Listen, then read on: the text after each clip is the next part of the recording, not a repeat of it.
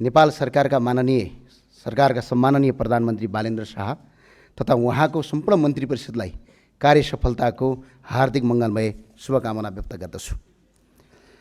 आज यस संसदको रोस्टरमा उभिँदै गर्दा मलाई झन्डै 3.5 वर्ष अघिको त्यो क्षण स्मरण भइरहेको छ। त्यतिबेला पनि हामी यही संसदको रोस्टरमा उभिएर तत्कालीन सरकारलाई जनताप्रति उत्तरदायी बन्न, विधिको शासनको पालना गर्न, बहुमतको अहङ्कार नगर्न सचेत गराएका थियौँ। किनकि बहुमत क्षणिक हुन्छ, केही दिनको न्यानो मात्रै हो, स्थायी सत्य होइन बहुमत। तर दुर्भाग्यवश त्यो सरकारले जनताको आवाज सुनेन। परिणामस्वरूप केवल सरकार मात्रै ढलेन, देश नै अशान्तिको ज्वालामा होमियो। भौतिक संरचनाहरू दिनहाडै जले, सिंहदरबार जले, संसद भवन समेतसम्म आगलागीको चपेटामा पर्यो र आज हामी बाध्य भएर एउटा बैठक कक्षलाई संसद भवन मानेर कार्य सञ्चालन गरिरहेका छौँ। यो अहिलेको सरकारलाई हेक्कार होस्। र सबभन्दा ठुलो कुरा, यसैबीच झन्डै 76 जना युवाहरू राष्ट्रका लागि आफ्नो अमूल्य जीवन बलिदान गरे। 2500 जनाभन्दा बढी नागरिकहरू घाइते भए, आज अपाङ्गा भए र राष्ट्रसेवक प्रहरीको समेत क्रूरतापूर्वक घाँटी रेटी हत्या गरियो। यसको निष्पक्ष छानबिन भएर कारबाही होस्, म यो सरकारलाई यो अपिल गर्न चाहन्छु। र साथसाथै यस्ता पीडादायी घटनाका बावजुद जनताको मतबाट स्थापित वर्तमान सरकार जनताको हितमा समर्पित होस्, म यही शुभकामना व्यक्त गर्न चाहन्छु। विगतका कमजोरीहरू नहदोरियुन् भन्ने आशा गर्दछु। जनताको आवाज सुन्ने, विधिको शासनमा आधारित कानुनसम्मत तथा प्रजातान्त्रिक मूल्य र मान्यतामा अडिग शासन सञ्चालन होस्, मेरो यही हार्दिक मङ्गलमय शुभकामना यो सरकारलाई छ। र यो सरकार केवल सत्ता सञ्चालन गर्ने संयन्त्र मात्र नभई जनताको आशा, भरोसा र भविष्यको दियो बनोस्।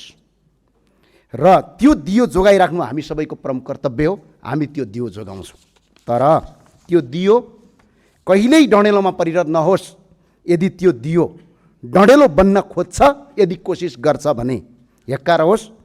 त्यसलाई नियन्त्रण गर्ने, त्यसलाई निभाउने साहस हामीले राख्नुपर्छ र राख्छौँ पनि। त्यसका लागि म सबैलाई शुभकामना दिन चाहन्छु।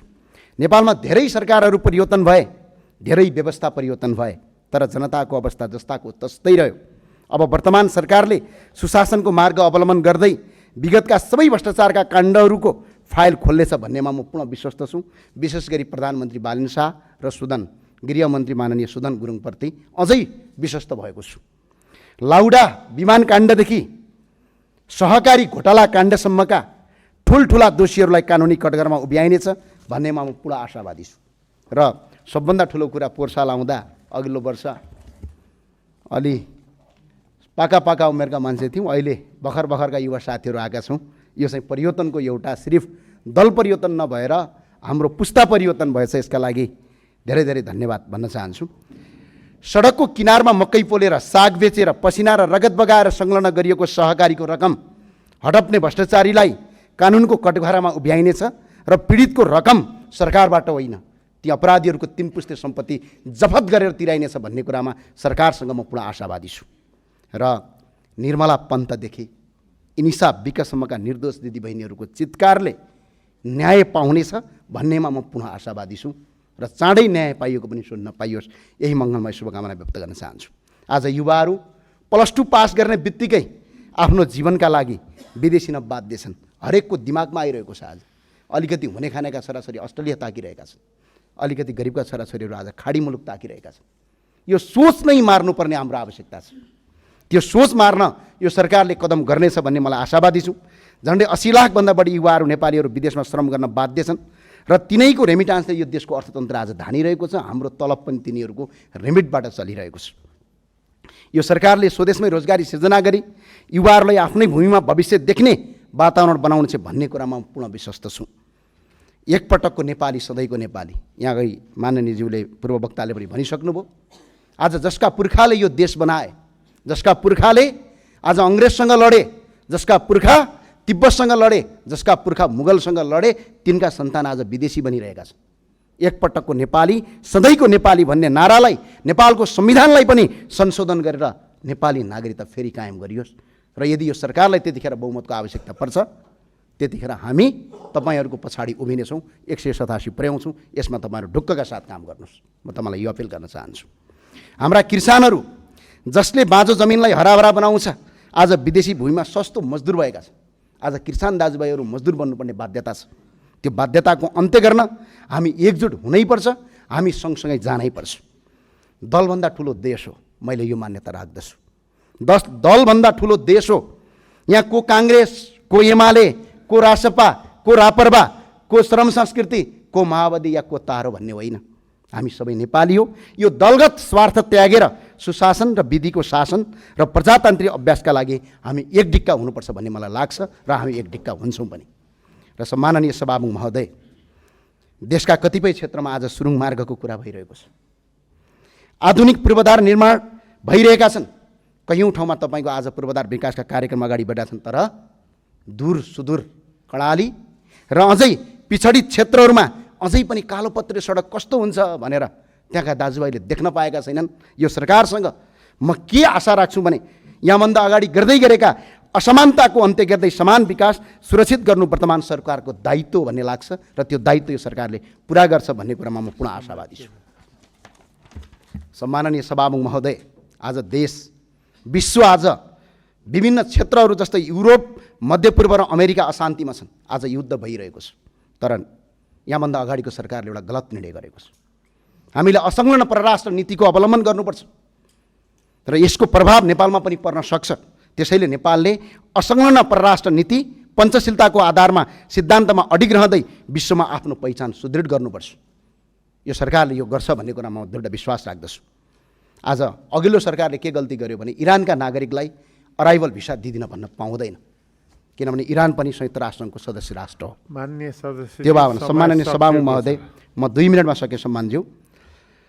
अस्पतालको खर्च तिर्न नसकेर अहिले उपचार नपाएर मृत्युको मुखमा पुगेका छन्।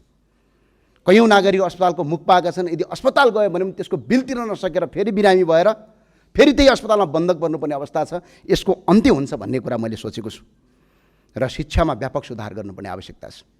कसले कति डिग्री हासिल गर्यो, कसले पिएचडी गर्यो त्यो महत्त्वपूर्ण कुरा होइन, तर त्यसले सिकेको ज्ञान र सिप हाम्रो समाजका लागि कार्य भयो या भएन त्यो महत्त्वपूर्ण कुरा हो। पुरानो पाठ्यक्रम घोगन्ते शिक्षा र बेरोजगारी उत्पादन गर्ने थलो र प्रणालीको देशको भविष्यलाई अन्धकारतिर धकेलिरहेको छ। त्यसैले शिक्षा नीति र पाठ्यक्रमको आमूल परिवर्तन हुन्छ भन्ने कुरा म आशावादी छु र देशमा आज 884 जना सांसद छु। 1 वर्षमा 1 खर्ब रुपैयाँ हामीले तपाईँको प्रदेश संरचना पाल्नुपर्ने अवस्था छ।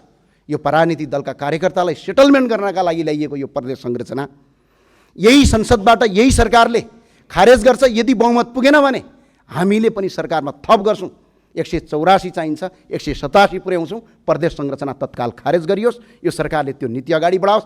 वार्षिक 1 खर्बभन्दा बढी जनताको कर आज प्रदेश संरचना नाममा खर्च भइरहेको छ। यो पैसा बचाइयोस्। म यही भन्न चाहन्छु। राष्ट्रको पहिचान सबभन्दा ठुलो कुरा। आज हामी यत्रो सांसदहरू छौँ। 165 जना हामी निर्वाचित जनताबाट प्रत्यक्ष निर्वाचित भएका छौँ। 110 जना विभिन्न जात, वर्ण, क्षेत्र, लिङ्गका आधारमा हामी आज आफ्नो पहिचानका साथ आज यहाँ संसदमा स्थापित। यो देशको पहिचान चाहिन्छ कि चाहिँदैन? यो मुलुकको पहिचान चाहियो कि चाहिएन? आज 81% हिन्दूहरूको देश हो। यो झन्डै 9% बुद्धिस्टको देश हो।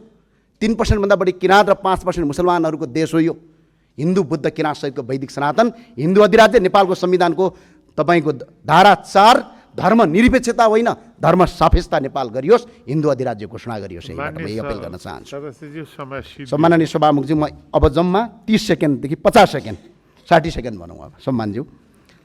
नेपालको इतिहास राष्ट्र संस्था र जनताबाट बनेको। आज जुन देशमा आज हामी उभिरहेका छौँ यो राष्ट्र संस्था र जनता मिलेर बनाएको देश हो। कुनै दलका नेता र कुनै कार्यकर्ताले बनाएको देश होइन। त्यो भएको हुनाले राष्ट्रिय एकता, स्थायित्व र ऐतिहासिक निरन्तरताका लागि संवैधानिक राष्ट्र संस्थाको पुनर्विचारबारे गम्भीर विमर्श गर्दै संवैधानिक राष्ट्र संस्थाको स्थापना गर्ने कार्यमा सरकार अगाडि बढोस्। म यही भन्न चाहन्छु र साथसाथै सबैलाई मेरो अपिल के छ भने प्रतिपक्ष यो सरकार सबको साझा रहोस्, हामी सबैको साझा रहौँ र अहिलेको सरकारलाई र हामी सबै सांसदलाई यो आज पहिलो बैठकको पहिलो दिन भएको हुँदा अझ रचनात्मक रूपमा अगाडि बढौँ। तपाईँ हामी सबैलाई र हामी लगायत सबैलाई हार्दिक मङ्गलमय शुभकामना व्यक्त गर्न चाहन्छु। जय राष्ट्रवाद, जय नेपाल। धन्यवाद।